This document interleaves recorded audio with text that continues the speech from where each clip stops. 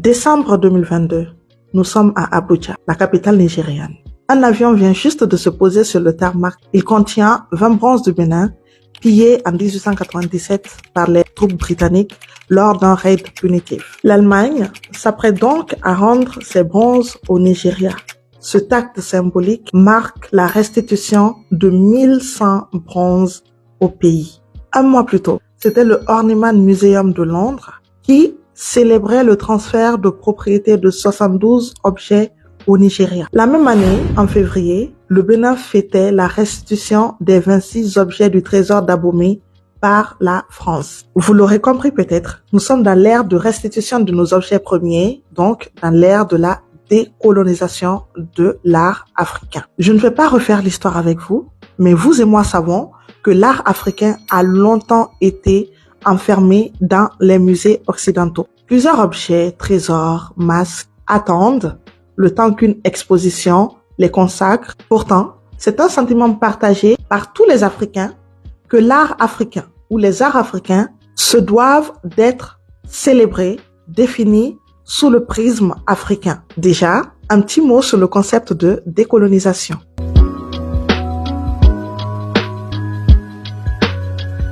Le concept accompagne les luttes pour l'indépendance d'historiens, d'anthropologues, de sociologues, d'économistes, d'artistes, de critiques littéraires, de grands noms de la pensée africaine comme Souleymane Bachir Diagne, Abdourahmane Seck, Ndongo Samba Sylla, Achille Mbembe. Le concept de décolonisation touche également le monde artistique des deux côtés de la Méditerranée. Dans ces lieux, les membres de la société civile dénoncent un certain racisme structurel dans l'accès à l'art, aux objets de l'art, puis aux moyens et méthodes d'enrichissement auxquels les afro-descendants n'ont pas accès. Un ouvrage intéressant que vous pourriez lire, c'est Décolonisons les arts. Il regorge de témoignages d'artistes plasticiens, de musiciens, de rappeurs et de textes analytiques mettant en exergue le racisme persistant dans le milieu artistique. Mais revenons à notre sujet principal qui porte sur la restitution des œuvres d'art des Africains. Pourquoi la décolonisation de l'art africain est devenue un sujet crucial? La guerre des identités fait rage. Les Africains ressentent de plus en plus ce besoin de revendiquer une certaine identité dans la productivité, dans la production intellectuelle et artistique. Comme une nouvelle conscience qui émerge et qui met en évidence le grand sentiment de dépossession dont on a toujours été victime en tant qu'Africains.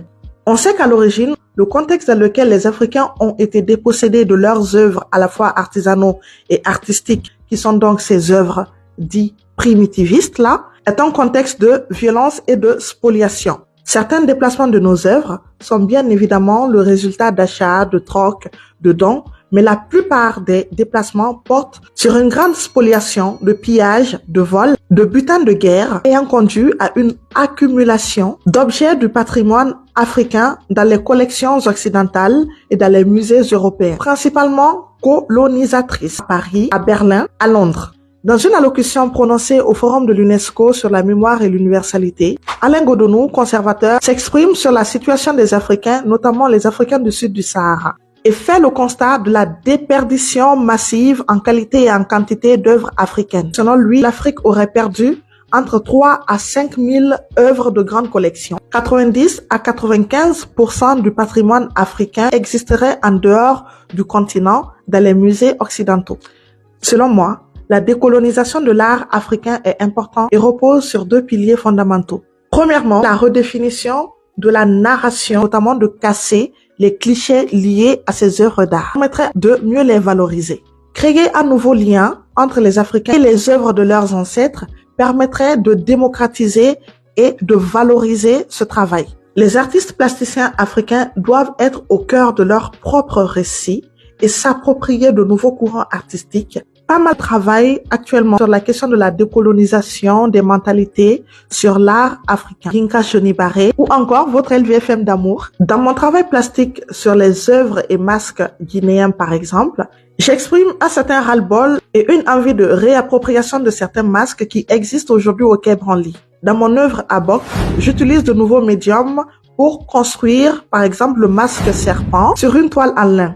Comme pour dire que même si ce masque existe aujourd'hui au Quai Branly, je peux le construire dans le respect des codes du sculpteur d'origine. La décolonisation de l'art africain, dont l'aboutissement le plus éloquent serait la restitution de nos œuvres à nos pays d'origine, est un long chemin à parcourir tous ensemble. Les institutions de culture et de conservation du patrimoine culturel ont leur rôle à jouer bien évidemment. Il consiste en la construction de lieux d'accueil et de conservation efficients, d'éducation à l'œuvre artistique, d'accessibilité à l'art et dans l'inclusion de toutes les couches de la société à la notion et à l'éducation artistique. Il est important que nous nous engagions puisque notre identité en dépend et l'image de notre mémoire collective également. J'ai demandé sur mon réseau social ce que vous pensiez de la décolonisation de l'art africain dans le contexte actuel. Fanta Condé a bien voulu donner son avis sur la question. Je vous le lis. La décolonisation des œuvres d'art dans le contexte guinéen actuel est un enjeu profond et complexe. Bien que cela touche à la fois l'identité culturelle, la transmission du patrimoine et la place de l'art dans la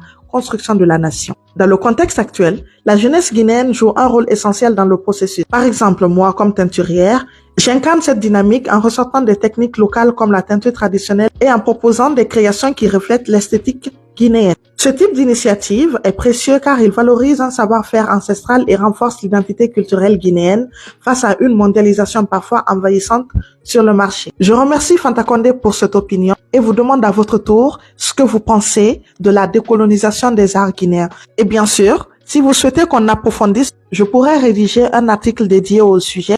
À très bientôt et c'était Lettre Vagabonde Fatoumata.